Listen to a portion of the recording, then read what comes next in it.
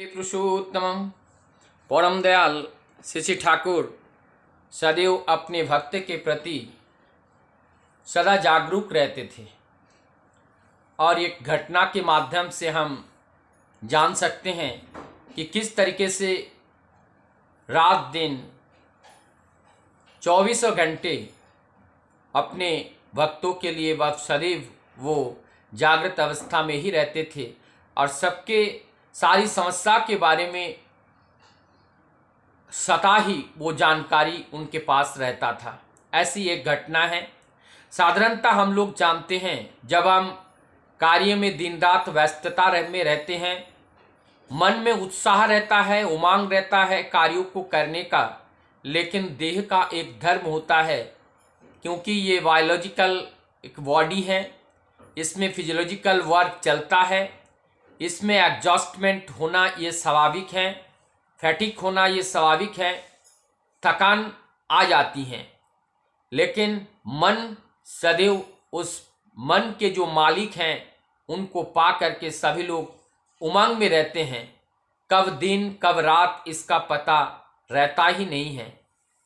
इसी में ही एक कहानी ऐसा है जो कहानी नहीं, वास्तव में ऐसा घटित हुआ था। आश्रम में बिजली उत्पन्न करने के लिए एवं डिफरेंस टाइप के इलेक्ट्रॉनिक डिवाइस को चलाने के लिए आश्रम में डायनामा चलता था। वो धक धक धक धक की आवाज़ में वो डायनामा चलता था और इस डायनामा को चलाने का, इसको नियंत्रण करने का जो दायित्व था हमारे वीरेन विश्वास दा को था।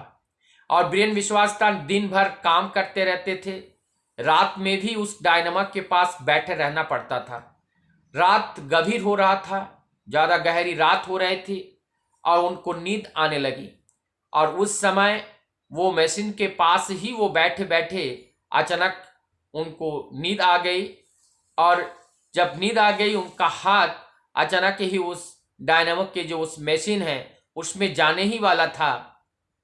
और उस गंभीर रात में जो ठाकुर जी दौड़ते हुए आए और वीरेंद्र को धक्का देने लगे और उनको धक्का दे करके उनको एक साइड में कर लिया और उनका हाथ काटने से बचा लिया। ये थे हमारे परम दयाल श्री ठाकुर। और जैसे ही वीरेंद्र ने देखे कि ठाकुर जी हैं, वो तो मतलब चौंक गए और उन्होंने सोचा इतने रात में ठाकुर जी कैसे यहाँ पे पहुँच गए। तो ये अगर देखिए क्या विडंबना है उस रात में।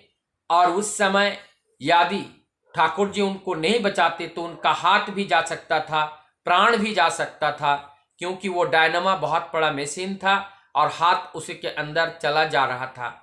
तो वो अंतर्यामी हैं, उनके लिए रात और दिन सब एक ही होते हैं और उनका जो प्राण है वो भक्त के अंदर ही विराज करते हैं।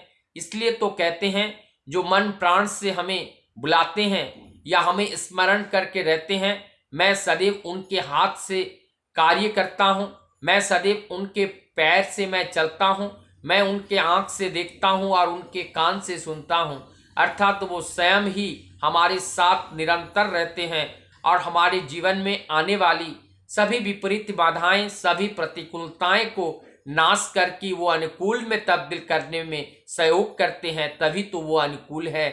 और इस धरा में हमारी अनुकूलताओं को प्राप्त करने के लिए अनुकूल की जरूरत है और वो अनुकूल के रूप में परम दयाल इस धरा पे आविर्भाव हुए हैं। हम यदि उनके शरण में अपने को संपूर्ण रूप से समर्पित करके चले तो जिस तरीके से माता पिता अपने संतान की रक्षा वो स्वयं करते हैं, वो संतान को कुछ बताना नहीं पड़ता है क्या हमें चाहिए क्या हमें नहीं चाहिए, कब उनकी रक्षा की जरूरत होती है, क्योंकि वो माता पिता स्वयं ही उनके ऊपर ध्यान रखते हैं। इसी प्रकार से परम पिता भी हमारे माता पिता से भी ज़्यादा वो हमें ध्यान रखते हैं। हमारे जीवन में किस समय क्या चाहिए, कैसे क्या करना है, सारे दिशा निर्देश वो देते रहते हैं।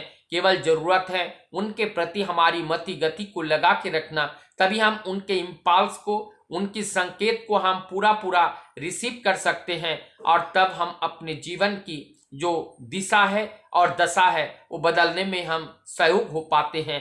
वंदे पुरुषोत्तम।